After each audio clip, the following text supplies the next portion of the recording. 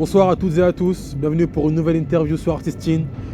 Ce concept où on interviewe tous les artistes de tous les milieux possibles. Aujourd'hui je suis avec... Burn the Void. Comment ça va frérot en Ça ce va et moment? toi? Ça va à la forme? Ça Qu'est-ce va. qui se passe en ce moment avec tes projets? Comment ça se passe en ce moment frérot? Bah écoute, ça se passe très bien. Il y a, je commence depuis seulement janvier à vraiment me mettre à fond sur mon projet. Donc je fais de la customisation de vêtements de seconde main. Ok. Là, c'est que depuis janvier que je fais beaucoup d'événements à Paris. Pour la petite anecdote, en gros, c'est marrant, mais genre je voyais une meuf à Paris. Moi, je suis de Nancy. Ok. Et je la voyais, ça se passait bien. Du coup, je me suis dit, je vais prendre TGV Max. Et en fait, 2 semaines après, ça se passait plus bien. Non, ça se passait plus bien. Oh merde. Du coup, je me retrouve avec un abonnement TGV Max sur le dos, tu vois, 80 balles par mois. Et je faisais un peu ça à côté. Ouais. Et en fait, je me suis dit, bah tu sais quoi, je vais démarcher des événements sur Paris, je vais démarcher des lieux, des artistes, des trucs. Et donc c'est comme ça que j'ai commencé à faire des événements à Paris. Ok. Des pop-up stores, des markets, des trucs. Et progressivement, bah, ça s'est développé, j'ai rencontré plein de gens. Et genre aujourd'hui, ça se passe très bien. Là, on est en juillet et j'ai déjà entre 20 et 30 événements cette année sur Paris, tu vois. Parce que là, pour l'info, justement, là, on est actuellement donc là pour la marque, tu vois. Actuellement, on est sur un superbe rooftop et on est en train de faire une belle exposition pour ta marque. Là, on porte actuellement, tu vois, les petits drips de Burn the Void, la petite cravate, C'est la ça. petite chemise, Cravate custom, tu vois. pareil. On s'est dit, on se met un peu dans l'ambiance, tu vois, dans le truc. Mais justement, toi, ça fait combien de temps que tu fais ça? Depuis combien de temps la marque Burn the Void est née? La marque, j'ai checké là du coup pour voir parce que j'arrivais pas trop à me situer. Ouais. Et ça fait à peu près 4 ans que je me suis mis dans cet élan, dans ce truc de vêtements customisés. Et donc j'avais commencé en fait il y a longtemps, genre je dessinais sur des vêtements parce que je les tachais. Ok. Genre, Sérieux? ouais, c'était il y a longtemps, c'était au lycée, Ouais. je dessinais sur mes vêtements parce qu'ils étaient tachés, ça me cassait les couilles de les jeter. Ouais. Donc je dessinais et donc ça c'était vraiment il y a genre lycée, donc il y a 10 ans maintenant. Ensuite j'ai voyagé, j'étais à Palma, je rencontre une meuf, elle fait une école de mode, elle fait l'école des beaux-arts de Palma et elle voit ce que je fais, elle kiffe et elle me dit bah essaye si tu veux, viens à un cours de sérigraphie avec moi. Ok. Donc je vais avec elle et en fait je découvre la sérigraphie. C'est une méthode d'impression. Normalement tu peux faire ça sur du papier, du bois, etc., du textile. Et je découvre ça et en fait c'est trop bien parce qu'avant mes trucs au Posca ça partait en 3 lavages. Donc maintenant je peux faire la sérigraphie sur les trucs et ça dure, tu vois. Et c'est depuis cette sérigraphie que justement tu as commencé à faire tes propres trucs. C'est depuis ce jour où je me suis lancé dans la sérigraphie contre la série parce que du coup à l'époque c'était vraiment une contrainte parce que j'étais dans cette école, j'avais juste un cadre, donc j'avais essayé de mettre plein de designs sur le cadre et donc à chaque fois je tournais le cadre, je faisais des designs différents sur chaque truc et j'ai appris donc à faire la sérigraphie pas en série, c'était à chaque fois des trucs uniques et donc avec un seul vêtement, avec un seul... Exactement, un seul vêtement, des designs que je mettais dans un sens, dans un autre. Et donc ça va un peu à l'encontre de la sérigraphie de base, tu vois, qui est de faire du truc en série. Tu prends 50 t-shirts, tu prends un design, tu fais 50 t-shirts avec le même design. Et moi, ça a commencé par une contrainte.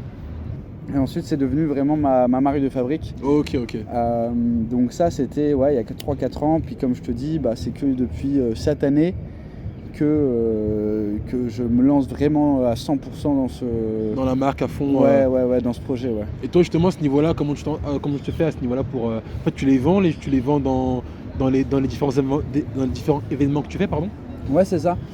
En gros, je me suis cassé la tête à faire un site internet, à essayer d'avoir vraiment un truc pour vendre en ligne. Et c'est pas dans mes compétences. C'est pas ta vision plutôt? J'étais sur WordPress et c'était un peu galère, donc pareil, ça part d'une contrainte. Et en fait, je me suis dit, bah, tu sais quoi, je préfère faire des événements, rencontrer les gens, leur parler de ma marque et qu'ils essayent les trucs, plutôt que de faire de l'envoi, de la logistique et tout. Donc je vends uniquement mes vêtements sur des événements pour l'instant. Et c'est comme ça que je fonctionne. Ok, d'accord. Toi, en fait, tu es plus dans ce côté contact humain plutôt que le côté un peu dans Genre chacun dans son coin, dans Ouais. le truc, ok, j'ai compris. Toi, t'es plus dans le côté humain, on va dire. Tu Exactement. as un peu du mal Exactement. là-dedans. Et d'ailleurs, tu fais quel type d'événement en général? Il y a plusieurs, je vais dire qu'il y a deux principaux types d'événements que je fais. C'est les pop-up market, donc en mode avec plein d'artistes et donc tu viens, tu poses un truc, c'est des après-midi. Des fois il y a des DJ sets, des fois il y a des performances. Des fois ça sort un peu de l'ordinaire. J'aime pas trop le côté marché de Noël Ouais. où en mode tout le monde a sa table, Chacun son truc, et ouais. c'est très vente. Je préfère quand il y a des événements qui proposent un peu plus, comme par exemple les événements de LSM, c'est les secondes mains, c'est une asso qui organise des événements. Là il y en a encore un là, le week-end dernier à Virage, donc il y avait marché d'artistes avec des concerts, des DJ sets, Ouais.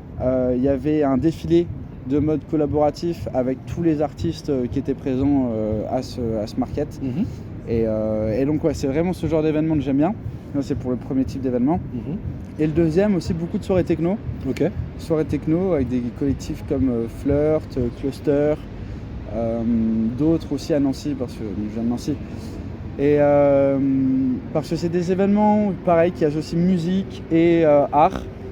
Et je me retrouve bien avec cette population, tu vois, très ouverte, très bienveillante.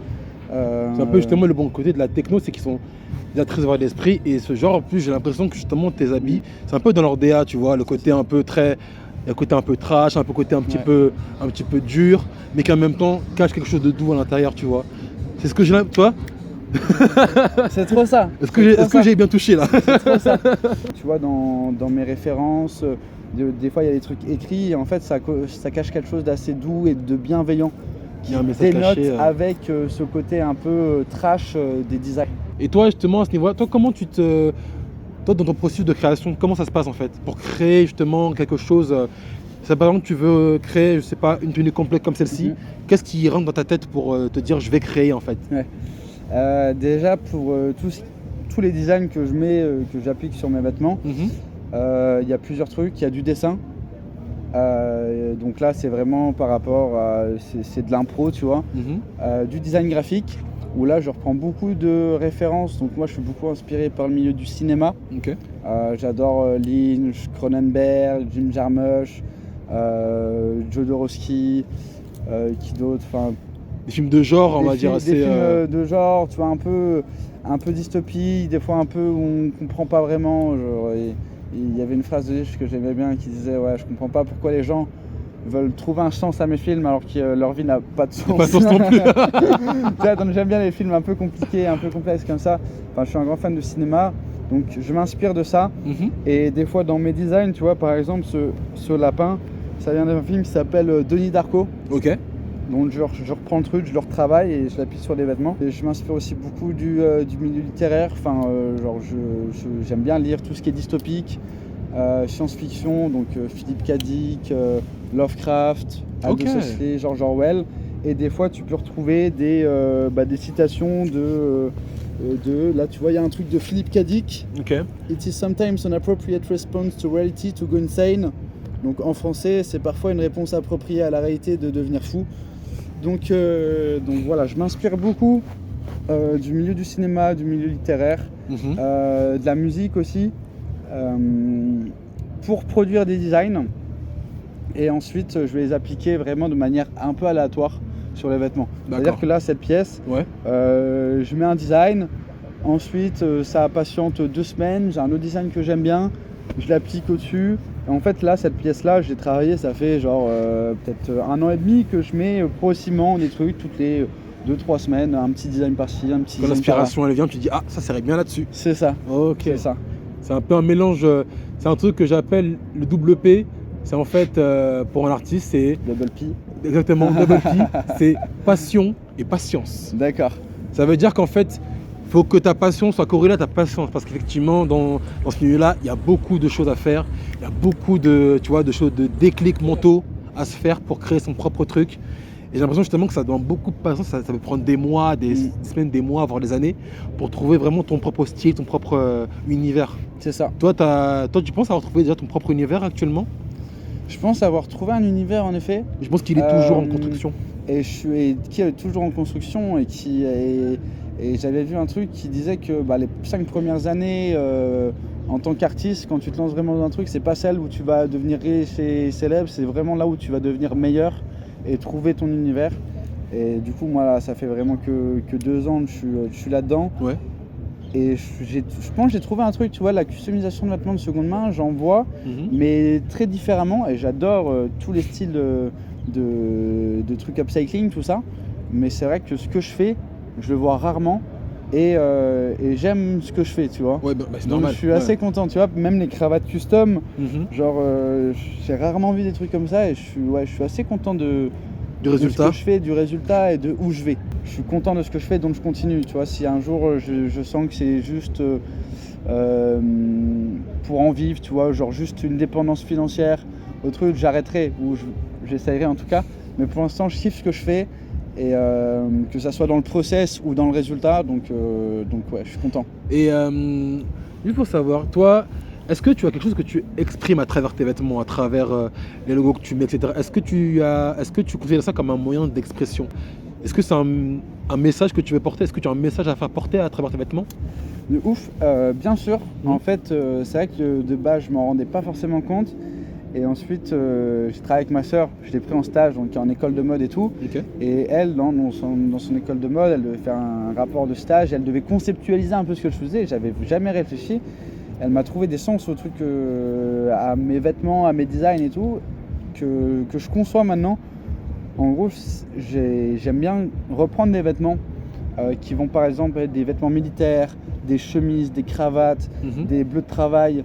Et ça par exemple, ça c'est une combi de mes oncles qui sont agriculteurs, que j'ai récupéré et que j'ai custom. Que tu as designé après, ouais. Et donc il y a ce truc de prendre un vêtement, tu vois, qui est codifié, tu vois, comme les chemises, les cravates, codifiées corporate, et les customiser pour déconstruire le code du vêtement d'origine traditionnel, ouais. Et donc c'est un peu une sorte de contestation, tu vois, du truc.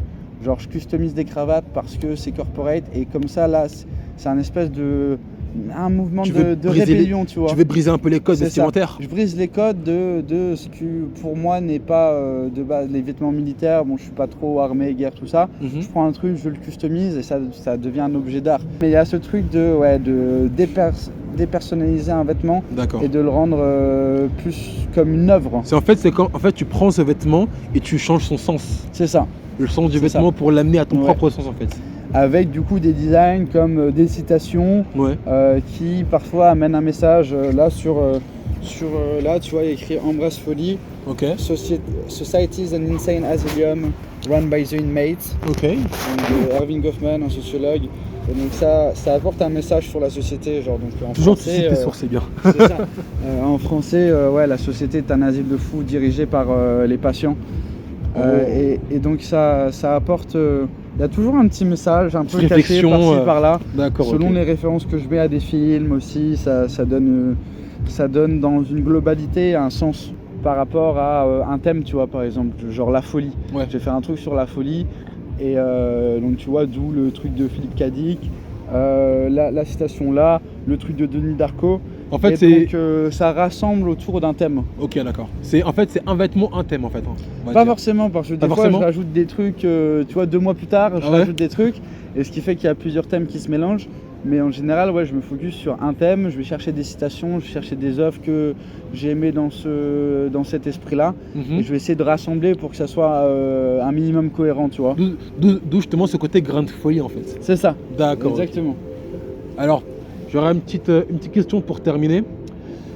Est-ce que tu aurais dans ton entourage ou même juste tes proches qui sont artistes, est-ce que tu en aurais à qui tu pourrais bien conseiller Artistine, notre plateforme artistique? Bien sûr, je vois beaucoup de personnes à qui je pourrais conseiller. Pour moi, c'est pas que Artistine, c'est vraiment le concept d'Artistine, d'une plateforme de mise en relation d'artistes. En fait, on a tous besoin entre artistes d'être en relation avec des gens et des fois, moi, tu vois, genre je fais beaucoup d'événements, donc je rencontre beaucoup de personnes. Mais je sais qu'il y a beaucoup de personnes pour lesquelles c'est pas le cas. Je pense à ma sœur aussi, par exemple, tu vois, qui aurait besoin de ce genre d'initiative.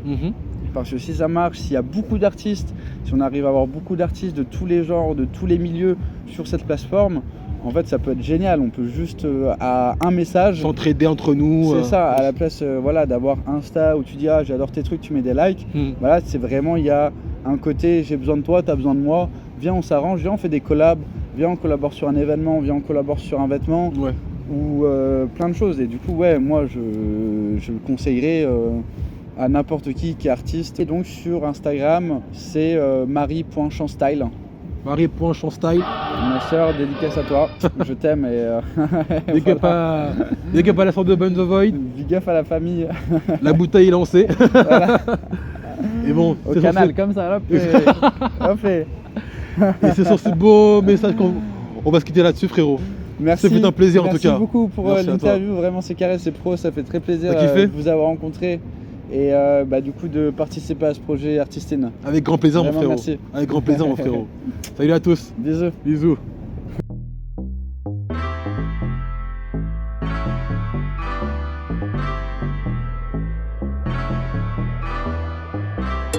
Et c'est une fin de tournage.